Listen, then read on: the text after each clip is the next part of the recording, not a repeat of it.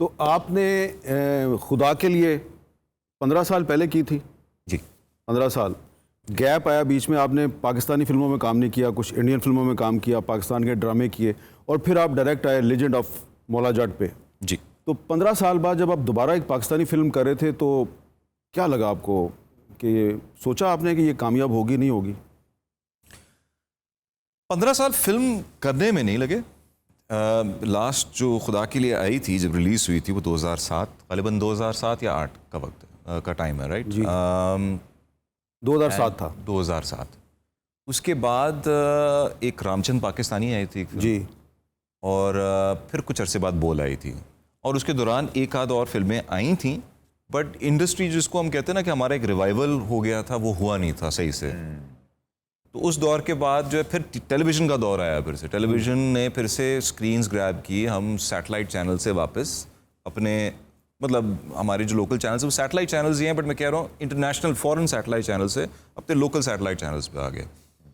तो एक्टर्स का काम ज़्यादातर टीवी पे गुजरता था, क्योंकि फिर से फिल्में बनना बंद हो गई थी। फिर आई थिंक मैं हूँ शाहिद अफरीदी से स्टार्ट हुआ फिर से, और उसके बाद एक एक करके फिल्में आती गईं। उस दौरान मैं इंडिया में काम कर रहा था, मैंने 2-3 फिल्में वहाँ पे की थी, और फिर जैसे हालात हुए, जिन भी वजूहात की वजह से मैं वापस आया 2016 में, बिकॉज़ ये प्लानिंग तो हमने बहुत पहले स्टार्ट कर ली थी कि ये करनी है कभी ना कभी। अब वो वक्त आके ही नहीं दे रहा था कि ये फिल्म स्टार्ट हो। And again my sympathies with Bilal, because जब आप एक चीज़ को अपने जहन में लेके बैठ के पकाते हैं, उसको पकाते हैं, कुछ अरसे बाद ऑब्वियसली बात है वो हांडी तो जल जाती है, right? So I think that boiling point had reached, and ये एक मुश्किल टाइम था। एंड देन जब 2016 आया, और जब मैं 2016 पाकिस्तान में, जब मैं वापस when I started on Maula Jatt, तो 2016 की बात है, और 2017 की जनवरी में कैमरा रोल हुआ था।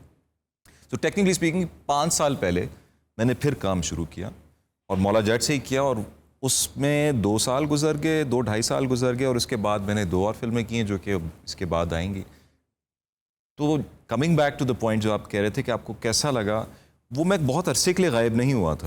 मैं कुछ 4 साल पे शायद गया था, और जब मैं आया हूँ तो ये I believe is the most ambitious project in the recent history of Pakistani cinema. Most ambitious project मेरे हिसाब से recent history of Pakistani cinema. And in fact अगर देखा जाए तो in the history of Pakistani cinema भी कह सकते हैं आप, but because of the huge investment, not just because of the huge investment, the scale, और ऊपर से ये बहुत बड़ा एक मेन स्ट्रीम फिल्म आप एक बना रहे हैं इतनी इन्वेस्टमेंट के साथ, और उसको बना रहे हैं पंजाबी में, और आप उसको बना रहे हैं फवाद खान के साथ, हमजा अली बासी के साथ, फवाद खान से पंजाबी बुलवा रहे हैं आप उसमें, तो ये और भी बड़ा गैम्बल, ठीक है ना?